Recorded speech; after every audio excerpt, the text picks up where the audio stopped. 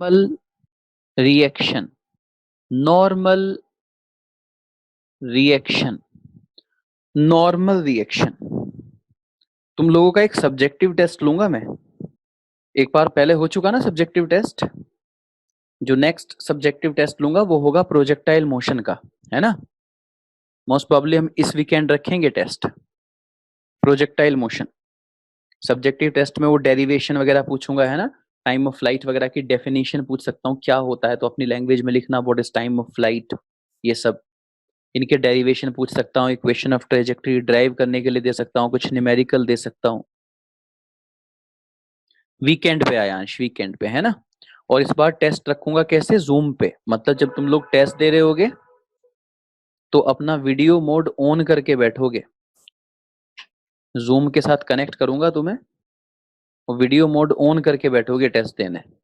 तुम्हारी शक्लें तो पहचान लूं मैं।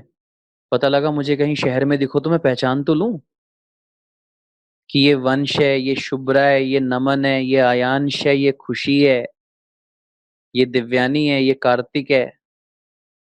अभी तो ऐसा है कि मेरे बराबर में ही खड़े होगे और मुझे पता ही नहीं कि ये कार्तिक है। Normal reaction, normal reaction. अच्छा, अगर तुम लोगों को मैं कहीं दिख जाऊं तो तुम पहचान लोगे मुझे? हाँ, तुम में से कोई बच्चा है जो मुझे पहचानता है? अच्छा, संचित, शुभ्रा, पावनी क्या क्या बात कर रहे हो, come on. How is that possible? मैंने तो अपनी वीडियो आज तक ऑन की नहीं है। मुझे बिल्कुल नहीं लगता कि तुम लोग मुझे पहचान लोगे। तो फर्स्ट लेक्चर का आज तक थोड़ी याद होगा। अच्छा, हाँ हाँ हाँ हाँ हाँ हाँ हाँ हाँ हाँ हाँ, वो रिकॉर्डिंग में फोटो आती है। Yes yes yes. अच्छा, तो एक फोटो से याद रह जाएगा तुम्हें? चलो एक्सपेरिमेंट करूंगा। नॉर्मल रिएक्शन, एक्सपेरिमेंट करूंगा। चलो, जब ऑफलाइन कोचिंग खुल जाएंगी तो, नहीं ऑनलाइन लेक्चर हम चलाएंगे तब भी, पर कभी एक दिन सेंटर पे बुलाऊंगा, लेट्स सी कौन कौन पहचान लेगा। Normal reaction. बच्चों, नॉर्मल रिएक्शन एक फोर्स होता है। कार्तिक, जब खुल जाएंगे कोचिंग, अभी तो पता ही नहीं कुछ स्कूल और कोचिंग कब खुल रहे हैं। बच्चों, नॉर्मल का मतलब परपेंडिकुलर, नॉर्मल का मतलब परपेंडिकुलर, और रिएक्शन का मतलब फोर्स। नॉर्मल का मतलब परपेंडिकुलर और रिएक्शन का मतलब फोर्स। तो मतलब ये एक परपेंडिकुलर फोर्स है।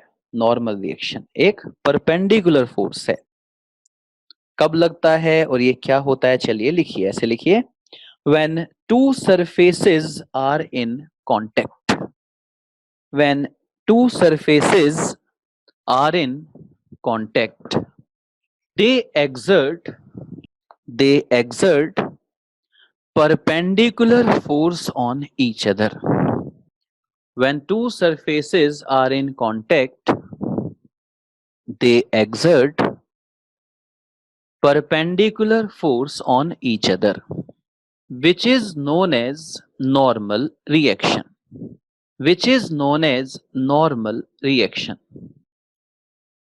मैंने कहा बच्चों कि जब दो सरफेस कांटेक्ट में होती हैं तो वो एक दूसरे पे परपेंडिकुलर फोर्स लगाती हैं। एग्जाम्पल देखिए, दो सरफेस कांटेक्ट में, जैसे आपने टेबल पर रखा हुआ है कोई ब्लॉक, इस तरह से, तो कौन कौन सी दो सरफेस कांटेक्ट में है उसके लिए मैं इन दोनों को अलग अलग बना के दिखाता हूं। ये है ब्लॉक और ये है टेबल, ये हैं दो सरफेस। तो बच्चों, कौन कौन सी दो सरफेस कांटेक्ट में है? ब्लॉक की लोअर सरफेस और टेबल की ये वाली सरफेस, ये दोनों सरफेस इस डायग्राम में कांटेक्ट में है। जब भी दो सरफेस एक दूसरे के कांटेक्ट में होती हैं तो वो एक दूसरे पर फोर्स लगाती हैं। टेबल इस सरफेस पर ऊपर की तरफ फोर्स लगाएगी और ये है एक्शन, जो कि ब्लॉक पर लगा। For every action there is equal and opposite reaction, but action and reaction act on two different bodies. तो एक्शन ब्लॉक पर लग गया तो रिएक्शन टेबल पर लगेगा। पर याद रखिए कि ये नॉर्मल रिएक्शन है, तो ये हमेशा परपेंडिकुलर लगेगा। तो आप देख सकते हो कि जब मैंने फोर्स लगाया है तो वो सरफेस के साथ परपेंडिकुलर लगाया है। ऐसे ही जब ये फोर्स टेबल पर लगा तो टेबल के परपेंडिकुलर लगा। This is normal reaction. कुछ ऑथर नॉर्मल रिएक्शन के पहले वर्ड नॉर्मल का सिंबल उठा लेते हैं एन, तो कुछ ऑथर दूसरे वर्ड रिएक्शन का पहला अल्फाबेट आर उठा लेते हैं। मतलब कुछ लोग नॉर्मल रिएक्शन का सिंबल एन यूज करते हैं और कुछ लोग नॉर्मल रिएक्शन का सिंबल आर यूज करते हैं। आपकी मर्जी, आप कुछ भी यूज कर लीजिएगा। तो इस तरह से लगता है नॉर्मल रिएक्शन। एक बार फिर से समझ लीजिए, जब भी दो सरफेस कांटेक्ट में होती हैं तो वो एक दूसरे पर नॉर्मल रिएक्शन लगाती हैं, एक दूसरे पर परपेंडिकुलर फोर्स लगाती हैं। जैसे ये कोई इंक्लाइन प्लेन है और इस इंक्लाइन प्लेन पर इस तरह से कोई ब्लॉक रखा हुआ है, लाइक दिस। तो किस तरह से ये एक दूसरे पर फोर्स लगा रहे होंगे? तो ये है एक सरफेस और ये है ऑब्जेक्ट। ये दोनों आपस में यहां कांटेक्ट में हैं। When two surfaces are in contact, तो कौन कौन सी सरफेस कांटेक्ट में है? ये ब्लॉक की नीचे वाली सरफेस और ये इंक्लाइन की सरफेस, ये दोनों सरफेस कांटेक्ट में है इस वाले डायग्राम में। तो ये दोनों सरफेस एक दूसरे पर फोर्स लगा रही होंगी। कैसे? परपेंडिकुलर। जब इंक्लाइन ब्लॉक पर फोर्स लगाएगा तो ऐसे फोर्स लगाएगा, लाइक दिस। कौन सा फोर्स है ये? Normal reaction. For every action there is equal and opposite reaction, तो ब्लॉक इंक्लाइन पर लगाएगा इस तरह से एन। सरफेस ने ब्लॉक पर लगाया, ब्लॉक ने इंक्लाइन पर लगाया। आप देख सकते हैं एन, और ये देख सकते हैं आप एंगल 90 डिग्री है, तो मैंने कहा परपेंडिकुलर फोर्स लगता है। बताइए, बात समझ में आ गई? अच्छा, प्रैक्टिकली हम किसको सॉल्व कर रहे होंगे? ब्लॉक को। मतलब आप कोई ऐसा सवाल सॉल्व कर रहे होंगे कि ब्लॉक चलेगा या नहीं चलेगा, ब्लॉक का एक्सेलरेशन कितना होगा। तो इसीलिए हमारा कंसर्न उस फोर्स से होता है जो ब्लॉक पर लगा। और ब्लॉक पर कौन सा फोर्स लगा? ब्लॉक पर ये वाला फोर्स लगा, देखिए। तो इसीलिए किताबों में ये ऐसे बना हुआ होगा, जब आप इसको आगे सॉल्व करेंगे, कि एक इंक्लाइन पर एक ब्लॉक रखा हुआ है और वो इस ब्लॉक पर जो लगने वाला फोर्स होगा वो ऐसे दिखा रहे होंगे। आपको समझ में आ गया उन्होंने ऐसे क्यों दिखाया? फोर्स यहाँ पे एक्शन रिएक्शन दोनों है, लेकिन वो कौन सा फोर्स दिखा रहे हैं? जो फोर्स ब्लॉक पर लगा है। आप देख सकते हैं ब्लॉक पे ऐसे फोर्स लगा है, इसलिए वो सिर्फ ऐसे फोर्स बना के दिखा देते हैं आपको कि ये देखिए ये है नॉर्मल रिएक्शन। एक्चुअली वो नॉर्मल रिएक्शन दिखा रहे हैं जो ब्लॉक पर लगा, क्योंकि वो सिर्फ ब्लॉक को सॉल्व करके दिखा रहे हैं, तो उन्हें उसी फोर्स से मतलब है जो ब्लॉक पर लगा। जल्दी से यस और नो कुछ तो बोलते रहो बच्चों। इसी तरह से अगर आप किसी ऐसी सरफेस पर हैं और ऐसी सरफेस पर इस जगह है, तो यहां भी दो सरफेस कांटेक्ट में है। तो ये जो सरफेस ये वाली है, ये इस ब्लॉक पर लगाएगी एक्शन, और ब्लॉक ने इस सरफेस पर सेंटर की तरफ लगाया होगा रिएक्शन। एक्शन रिएक्शन पेयर लगेगा, पर मैंने सिर्फ वो फोर्स दिखाया है जो ब्लॉक पर लगा।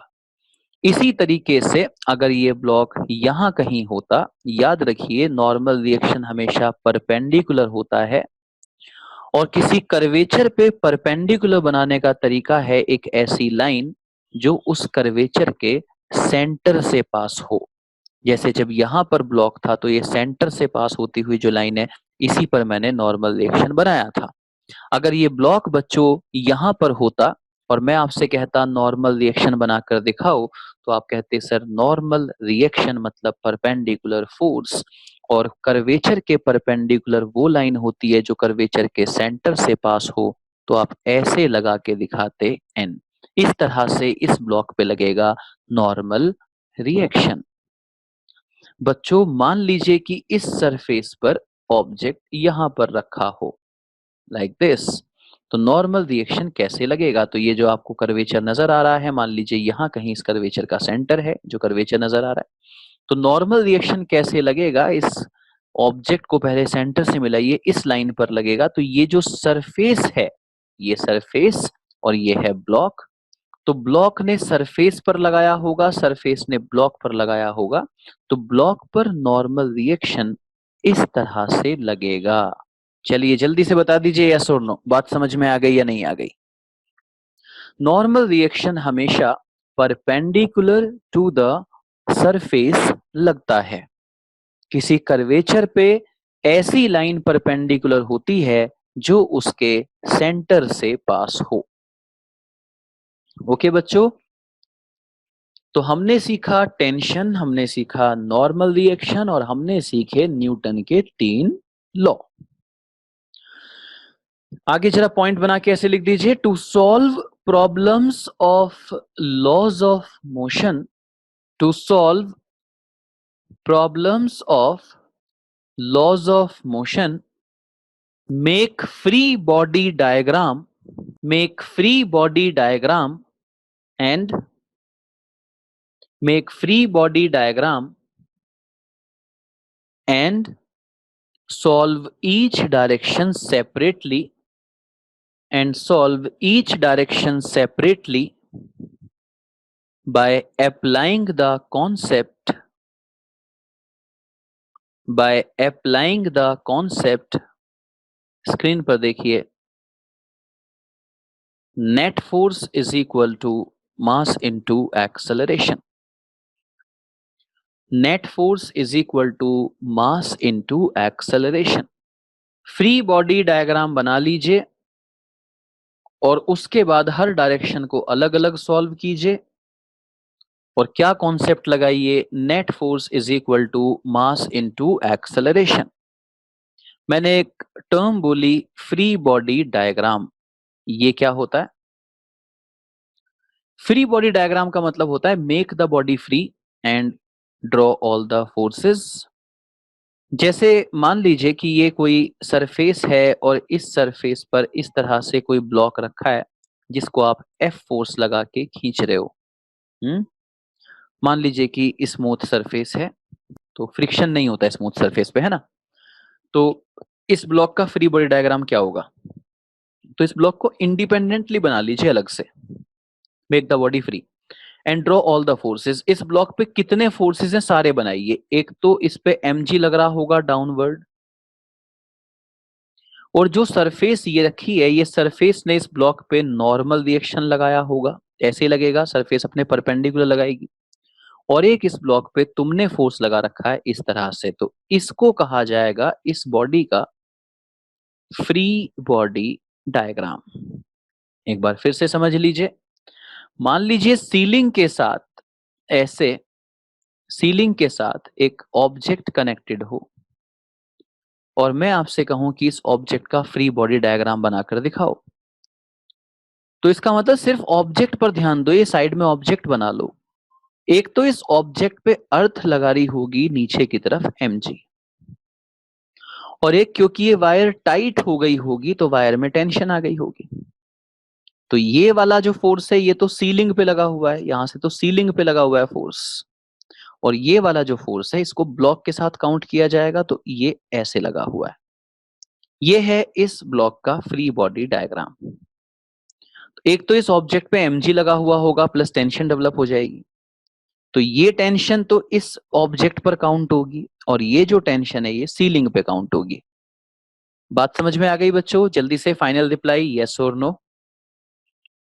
फ्री बॉडी डायग्राम का मतलब होता है make the body free and draw all the forces. बच्चों यहां से आगे पढ़ाऊंगा कल।